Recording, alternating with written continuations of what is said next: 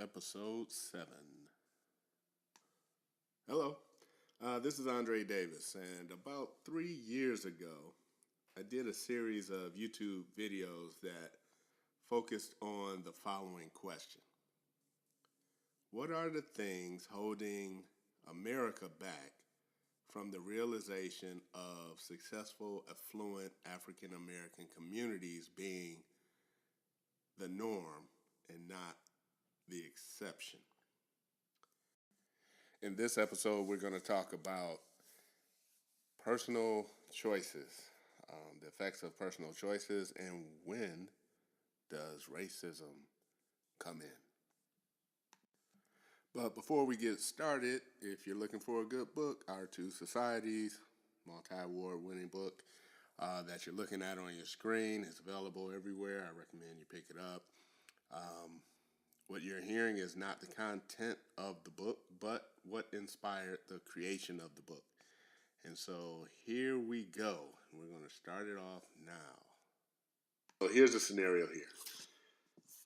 There's a black boy, let's call him Black Boy 1, and there's another black boy we're going to call Black Boy 2. They were both born January 1st, 1980, and the first black boy, number one, was born in an affluent suburb called West Bloomfield to two professional parents with college degrees.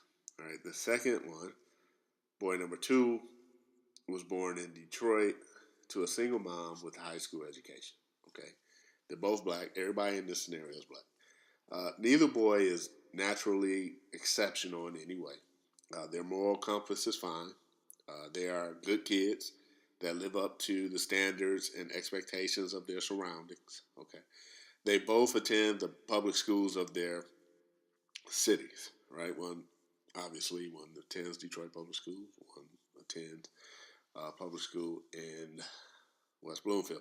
Now, here's a caveat here. What Detroit does have two particularly brilliant high schools. One's called Cass and one's called Renaissance.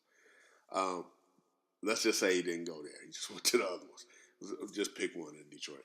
He went to a non-Cass, non-Renaissance high school in Detroit.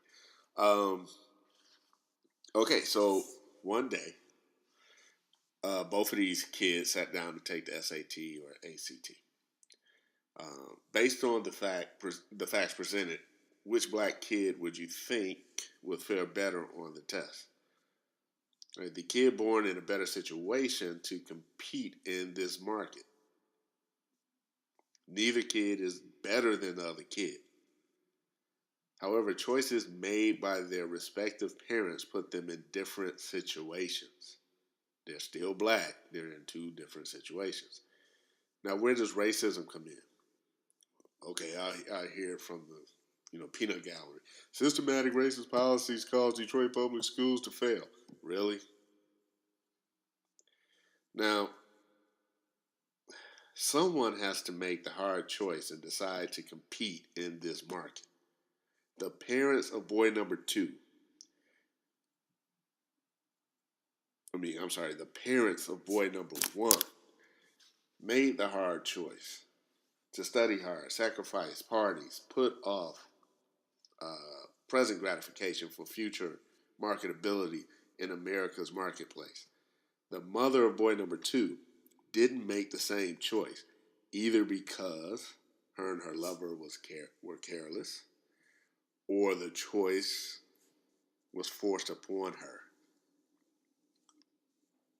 right, to have a child because it was forced upon her. Now, both parents are black. Again, both kids are black. Where does racism come in? Like I said, someone has to make the choice to become marketable in this marketplace by obtaining skills that people are willing to pay for. And I'm pretty much quoting Thomas Sowell there. Thomas Sowell. In today's market, the most valuable skill I can think of is a computer science degree from MIT. Of the two boys, boy number 1 is more likely to obtain a computer science degree from MIT than boy number 2 is. Now, where does racism come in? Oh, when the black boy with the CS degree, computer science degree, fails to be able to find employment with a degree from MIT. Okay, show me that guy because he does not exist. Trust me. I'm a recruiter, remember? Episode 1 or 2. Go back, check it out. I'm a recruiter. I know about the marketplace. Okay. Boy number 1 is set for life. But in America's marketplace, boy number 2 is likely to struggle. Here is where racism and race hustlers show up.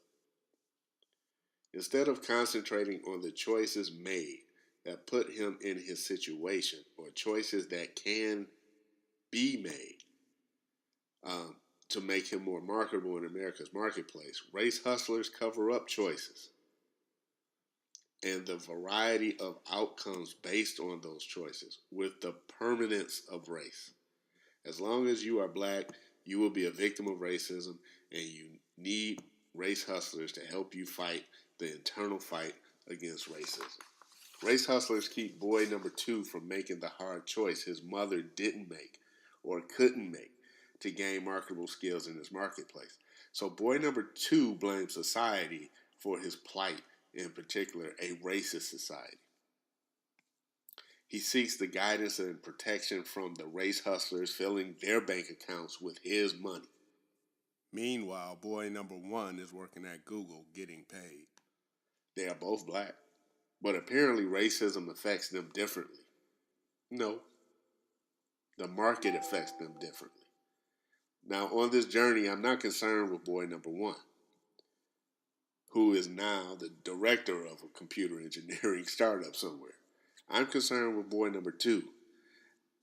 And I won't leave you hanging. I'll suggest a few practical solutions for boy number 2. All right? Well, we'll leave you with this. Racism is weak. It's not as strong as we think it is. Self-responsibility is much, much stronger. Until next time.